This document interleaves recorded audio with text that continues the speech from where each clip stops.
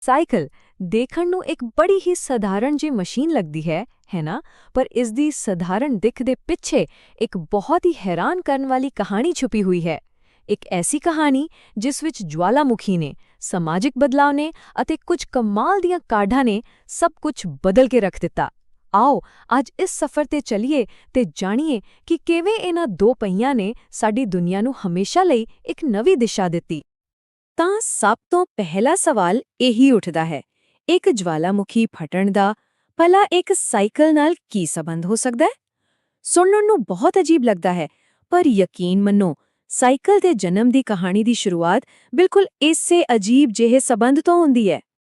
ਗੱਲ ਸ਼ੁਰੂ ਹੁੰਦੀ ਹੈ 1815 ਤੋਂ, ਜਦੋਂ ਮਾਊਂਟ ਟੈਂਬੋਰਾ ਨਾਂ ਦਾ ਇੱਕ ਜਵਾਲਾਮੁਖੀ ਫਟਿਆ। ਤੇ ਕੀ ਫਟਿਆ? ਸਮਝੋ ਕਹਿਰ ਹੀ ਆ ਗਿਆ।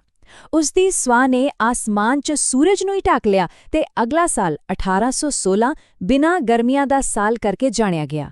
ਦੁਨੀਆ ਭਰ ਵਿੱਚ ਫਸਲਾਂ ਤਬਾਹ ਹੋ ਗਈਆਂ, ਲੱਖਾਂ ਦੀ ਗਿਣਤੀ 'ਚ ਘੋੜੇ ਭੁੱਖ ਨਾਲ ਮਰ ਗਏ ਤੇ ਆਉਣ ਜਾਣ ਦਾ ਪੂਰਾ ਸਿਸਟਮ ਹੀ ਠੱਪ ਹੋ ਗਿਆ।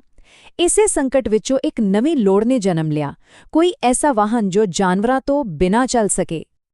ਤੇ ਬਸ ਐਸੇ ਲੋੜ 'ਚੋਂ ਇੱਕ ਅਜਿਹੀ ਕਾਢ ਨੇ ਜਨਮ ਲਿਆ ਜੋ ਸਿਰਫ ਦੋ ਪਹੀਆਂ ਤੋਂ ਕਿਤੇ ਵੱਧ ਸੀ।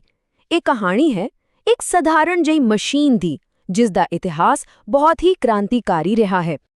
ਜੇ ਸਾਈਕਲ ਦੇ ਵਿਕਾਸ ਨੂੰ ਸਮਝਣਾ ਹੋਵੇ ਨਾ, ਤਾਂ ਬਸ ਇਹ ਦੋ ਤਸਵੀਰਾਂ ਹੀ ਕਾਫੀ ਨੇ।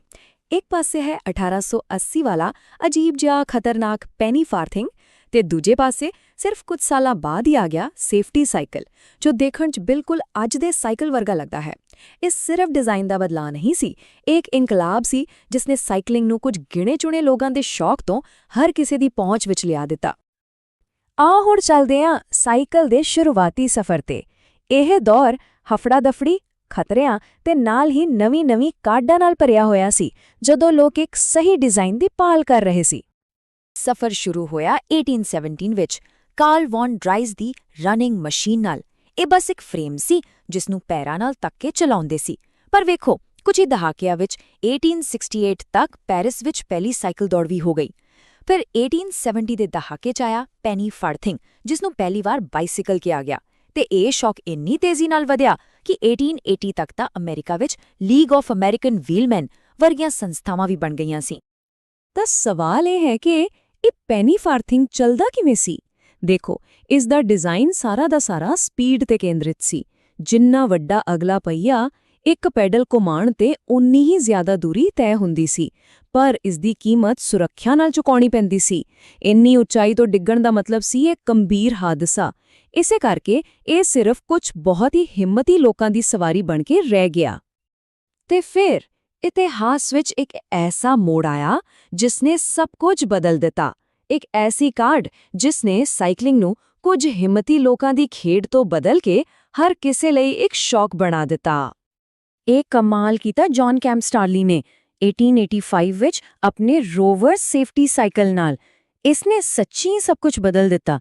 ਇਸ ਦੇ ਦੋਵੇਂ ਪਹੀਏ ਬਰਾਬਰ ਸਨ, ਪਿਛਲੇ ਪਹੀਏ ਨੂੰ ਚਲਾਉਣ ਲਈ ਇੱਕ ਚੇਨ ਸੀ ਤੇ ਨਾਲ ਹੀ ਮਸ਼ਹੂਰ ਹੀਰੇ ਦੇ ਆਕਾਰ ਦਾ ਫਰੇਮ। ਇਹਨਾਂ ਬਦਲਾਵਾਂ ਨੇ ਗ੍ਰੈਵਿਟੀ ਦਾ ਕੇਂਦਰ ਨੀਵਾ ਕਰ ਦਿੱਤਾ, ਜਿਸ ਨਾਲ ਸਾਈਕਲ ਬਹੁਤ ਸਥਿਰ ਤੇ ਸੁਰੱਖਿਅਤ ਹੋ ਗਿਆ। ਸੱਚ ਕਹੀਏ ਤਾਂ ਇਸ ਕਾਢ ਨੇ ਦੁਨੀਆ ਲਈ ਇੱਕ ਨਵਾਂ ਨਮੂਨਾ ਹੀ ਤਿਆਰ ਕਰ ਦਿੱਤਾ ਸੀ। ਤੇ ਇਸ ਦਾ ਅਸਰ ਤਾਂ ਬਹੁਤ ਹੀ ਜ਼ਬਰਦਸਤ ਸੀ। ਸੋਚ ਕੇ ਦੇਖੋ, ਸਿਰਫ 10 ਸਾਲਾਂ ਦੇ ਅੰਦਰ-ਅੰਦਰ 1896 ਤੱਕ ਲਗਭਗ 40 ਲੱਖ ਅਮਰੀਕੀ ਸਾਈਕਲ ਚਲਾ ਰਹੇ ਸੀ। ਇਤਿਹਾਸ ਵਿੱਚ ਇਸ ਦੌਰ ਨੂੰ ਸਾਈਕਲ ਬੂਮ ਕਿਹਾ ਜਾਂਦਾ ਹੈ। ਪਰ ਗੱਲ ਸਿਰਫ ਆਉਣ-ਜਾਣ ਤੱਕ ਹੀ ਨਹੀਂ ਰੁਕੀ। ਸਾਈਕਲ ਤਾਂ ਇੱਕ ਵੱਡੀ ਸਮਾਜਿਕ ਤਬਦੀਲੀ ਦਾ ਜ਼ਰੀਆ ਬਣ ਗਿਆ, ਖਾਸ ਕਰਕੇ ਔਰਤਾਂ ਲਈ ਇੱਕ ਸ਼ਕਤੀਸ਼ਾਲੀ ਵਾਹਨ।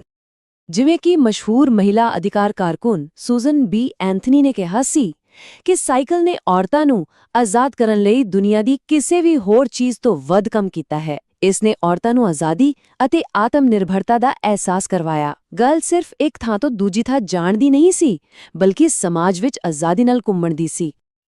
ਇਹੀ ਨਹੀਂ, ਇੱਕ ਹੋਰ ਵੱਡੀ ਆਗੂ ਐਲਿਜ਼ਾਬੈਥ ਕੈਡੀ ਸਟੈਂਟਨ ਨੇ ਤਾਂ ਹੋਰ ਵੀ ਸਾਫ਼-ਸਾਫ਼ ਕਹਿ ਦਿੱਤਾ, ਔਰਤ ਸਾਈਕਲ ਤੇ ਸਵਾਰ ਹੋ ਕੇ ਵੋਟ ਦੇ ਅਧਿਕਾਰ ਵੱਲ ਜਾ ਰਹੀ ਹੈ।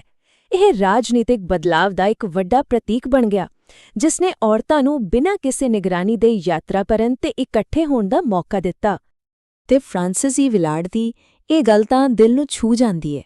ਉਹਨਾਂ ਨੇ ਕਿਹਾ, ਮੈਨੂੰ ਲੱਗਣ ਲੱਗਾ ਕਿ ਮੈਂ ਤੇ ਮੇਰਾ ਸਾਈਕਲ ਮਿਲ ਕੇ ਮੈਂ ਤੇ ਪੂਰੀ ਦੁਨੀਆ ਦੇ ਬਰਾਬਰ ਆ। ਇਸ ਇੱਕ ਵਾਹਨ ਨੇ ਇੱਕ ਪੂਰੀ ਪੀੜ੍ਹੀ ਲਈ ਨਵੇਂ ਰਾਹ ਖੋਲ੍ਹ ਦਿੱਤੇ ਸੀ।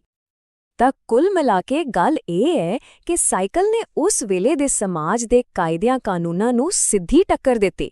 ਇਸ ਨੇ ਔਰਤਾਂ ਨੂੰ ਘੁੰਮਣ ਫਿਰਨ ਦੀ ਆਜ਼ਾਦੀ ਦਿੱਤੀ, ਨਿਗਰਾਨੀ ਤੋਂ ਮੁਕਤੀ ਦਿੱਤੀ ਤੇ ਇੱਥੋਂ ਤੱਕ ਕਿ ਪਹਿਰਾਵੇ ਵਿੱਚ ਸੁਧਾਰ ਲਈ ਵੀ ਇੱਕ ਠੋਸ ਕਾਰਨ ਦਿੱਤਾ। ਉਹ ਭਾਰੀ ਭਰਕਮ ਸਕਰਟਾਂ ਤੇ ਵਾਰਸਟ ਪਾ ਕੇ ਸਾਈਕਲ ਚਲਾਉਣਾ ਮੁਮਕਿਨ ਹੀ ਨਹੀਂ ਸੀ। ਖੈਰ, ਜਦੋਂ ਕੋਈ ਚੀਜ਼ ਇੰਨੀ ਮਸ਼ਹੂਰ ਹੋ ਜਾਵੇ ਤਾਂ ਮੁਕਾਬਲਾ ਤਾਂ ਹੋਣਾ ਹੀ ਸੀ। ਸਾਈਕਲਿੰਗ ਇੱਕ ਖੇਡ ਬਣ ਗਈ ਤੇ ਇਸ ਨਾਲ ਸ਼ੁਰੂ ਹੋਈ ਇੰਜੀਨੀਅਰਿੰਗ ਦੀ ਇੱਕ ਨਵੀਂ ਦੌੜ। ਸਾਈਕਲ ਨੂੰ ਹੋਰ ਹਲਕਾ, ਹੋਰ ਮਜ਼ਬੂਤ ਤੇ ਸਭ ਤੋਂ ਵੱਧ ਹੋਰ ਤੇਜ਼ ਕਿਵੇਂ ਬਣਾਇਆ ਜਾਵੇ? ਇਹ ਸਫ਼ਰ ਵੀ ਬੜਾ ਦਿਲਚਸਪ ਹੈ। ਪਹਿਲਾ ਸਟੀਲ ਆਇਆ, ਮਜ਼ਬੂਤ ਤਾਂ ਸੀ ਪਰ ਭਾਰੀ ਬਹੁਤ ਸੀ। ਫਿਰ ਆਇਆ ਐਲੂਮੀਨੀਅਮ, ਹਲਕਾ ਤਾਂ ਸੀ ਪਰ ਸਵਾਰੀ ਝਟਕੇ ਬਹੁਤ ਮਾਰਦੀ ਸੀ। ਟਾਈਟੇਨੀਅਮ ਨੇ ਮਜ਼ਬੂਤੀ ਤੇ ਆਰਾਮ ਦੋਵੇਂ ਦਿੱਤੇ ਪਰ ਇਹ ਬਹੁਤ ਮਹਿੰਗਾ ਸੀ।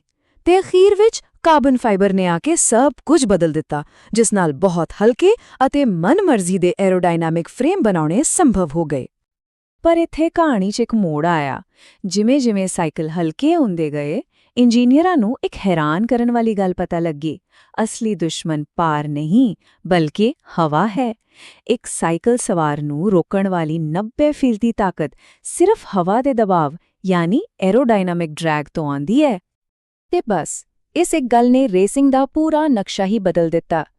1999 ਦੀ ਟੂਰ ਡੀ ਫਰਾਂਸ ਇਸ ਦੀ ਸਭ ਤੋਂ ਵੱਡੀ ਮਿਸਾਲ ਹੈ। ਗ੍ਰੈਗ ਲੇਮੌਂਡ ਨੇ ਇਹ ਰੇਸ ਸਿਰਫ 8 ਸੈਕਿੰਡਾਂ ਦੇ ਫਰਕ ਨਾਲ ਜਿੱਤੀ, ਜੋ ਇਤਿਹਾਸ ਦਾ ਸਭ ਤੋਂ ਘੱਟ ਫਰਕ ਹੈ। ਇਹ ਜੇ ਤੁਸੀਂ ਤਾਕਤ ਕਰਕੇ ਨਹੀਂ, ਬਲਕਿ ਏਰੋਬਾਰ ਤੇ ਏਰੋਡਾਇਨਾਮਿਕ ਹੈਲਮਟ ਕਰਕੇ ਸੰਭਵ ਹੋਈ। ਇਸ ਨੇ ਸਾਬਿਤ ਕਰ ਦਿੱਤਾ ਕਿ ਹਵਾ ਨੂੰ ਚੀਰਨਾ ਸਰੀਰਕ ਤਾਕਤ ਜਿੰਨਾ ਹੀ ਜ਼ਰੂਰੀ ਹੈ।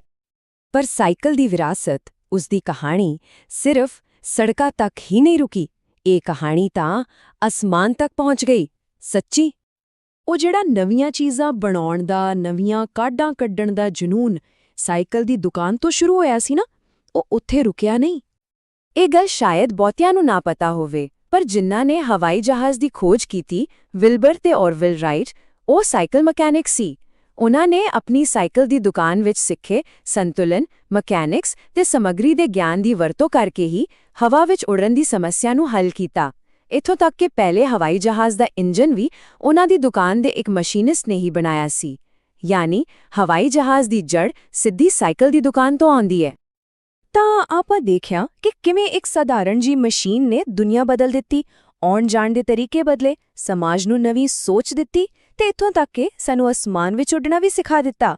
ਇਸ ਸਭ ਤੋਂ ਬਾਅਦ ਇੱਕ ਆਖਰੀ ਸਵਾਲ ਮਨ ਵਿੱਚ ਆਉਂਦਾ ਹੈ, ਇਹ ਸਧਾਰਨ ਅਤੇ ਕੁਸ਼ਲ ਮਸ਼ੀਨ ਸਾਨੂੰ ਅੱਗੇ ਹੋਰ ਕੀ ਬਦਲਣ ਵਿੱਚ ਮਦਦ ਕਰੇਗੀ?